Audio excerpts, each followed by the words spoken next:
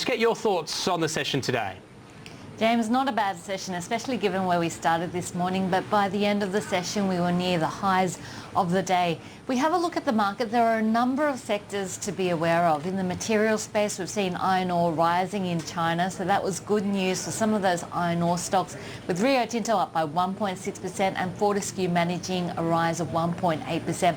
But it was the gold subsector which a lot of traders were watching today. The gold subsector ending the session down a massive 10%. We've seen Evolution Mining down 14.5% during the session. Newcrest was down 10% and Northern Star down by 9.6%. So just watching that gold crash which happened when the Chinese market was opening, and that massive trade which really helped to distort prices today. Gold down a massive 4.2% when that trade occurred.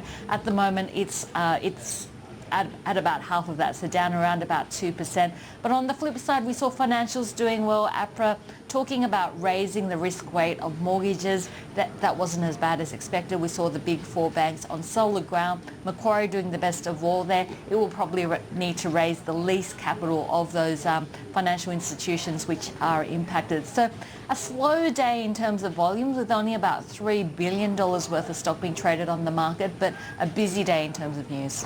Ferry and Root, would you be taking a bite at some of the gold players?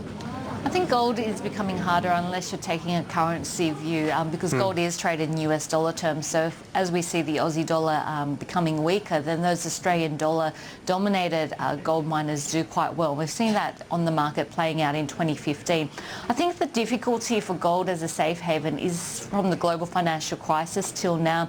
There's really been no huge costs to holding gold because US interest rates have been virtually at zero. But as expectations around interest rates in the US rise higher, suddenly there is a cost of holding gold. So it does look less attractive. So those conditions over the last few years where we have seen quantitative easing, extremely low interest rates in the US and a weakening US currency, well, we're starting to see a reversal of some of those conditions which make it less than ideal for some of those gold bugs. Now, some people still prefer physical gold as a safe haven just in case chaos does hit the markets. But I guess the selling in gold really started on Friday, where China came out and it actually revealed its holdings in gold, which is done very few times over the last decade. Now, they did revise that holding number today on the market, but essentially China seems to be holding a lot less gold than what the markets anticipated. So on Friday, we saw gold down by 1%. This morning when the Chinese market opened, which of course, in terms of the market for gold, is a time of very low liquidity. It's about 9:30 p.m. I think on Sunday in New York, where a lot of the big traders are.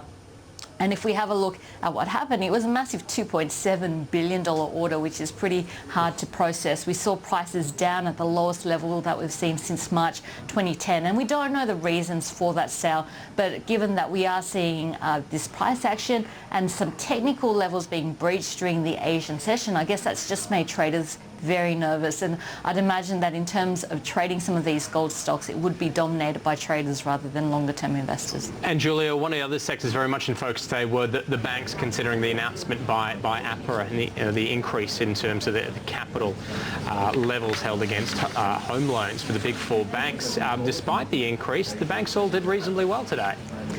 I think the news was not as bad as it could have been and what the markets were expecting. The announcement was that APRA would make the banks see their risk-adjusted numbers for mortgages increase from around about 16% where they are now to about 25%.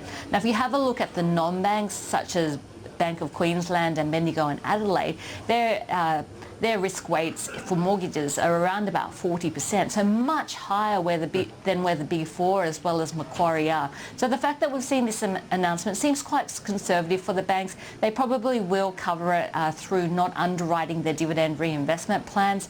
We may see some of the banks having to sell some assets, but I don't think there's going to be a huge need to raise a massive amount of capital there. It looks like Commonwealth Bank Westpac will need around 95 basis points, so at the top end, and Macquarie at the lowest end, around about 20 basis points, because they do have a lot of capital. So Macquarie doing extremely well on the market today, especially given that lower Australian dollar as well. And the banks, well, they were in the green and helped to support the market. Yeah, any takeaways for